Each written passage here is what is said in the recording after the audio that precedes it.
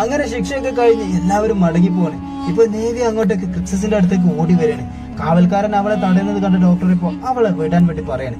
ഒരു കാലത്ത് അവൻ നമ്മുടെ ചാമ്പ്യനായിരുന്നതും അതിനുള്ള ബഹുമാനമെങ്കിലും നൽകണമെന്നും പറയാണ്. നേവിയക്കും ശിക്ഷയുണ്ട് കേട്ടോ.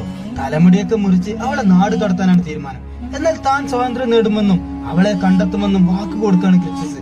അവനെ അതിന് സഹായിക്കാമെന്നാണ് ഡോക്ടറെയും അവൾക്ക് വാക്ക് കൊടുക്കുക. എന്നാൽ അവനെ അത് പറയാൻ അനുവദിക്കരുതെന്നും ലാറ്ററ്റസിന്റെ കാതിൽ ഇത് എത്തരുതെന്നും നേവിയ ഡോക്ടറോട് പറയണേ. കാരണം ഇതേ ആഗ്രഹം മറിച്ച ബാർക്ക അവനെ സ്വതന്ത്രമാക്കിയതല്ല, ലാറ്ററ്റസ് കൊന്നതാണെന്നും അവൾ അറിയിക്കാണ്. ഇത് കണ്ട് ഡോക്ടർ ആകെ ഞെട്ടിധരിച്ച് നിൽക്കുകയാണ്. അറിയേണ്ട സത്യങ്ങൾ അങ്ങനെ ഓരോന്നായി എല്ലാവരും അറിഞ്ഞു തുടങ്ങിയിരിക്കുന്നു. ഇനി എന്താണ് ഇതിനൊക്കെ ഒരു പരിഹാരം?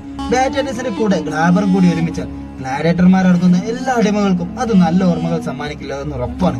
അതിനു മുമ്പ് ഇവിടുന്ന് രക്ഷപ്പെടണമെന്ന് ആരോണിനോടും ഡൂറോയോടും പറയണ സ്പാർട്ടക്കസ്. അതിനി ഒരു വഴിയേ ഉള്ളൂ, ഒരേ ഒരു വഴി, അവരെ എല്ലാം കൊല്ലുക. Kill them all.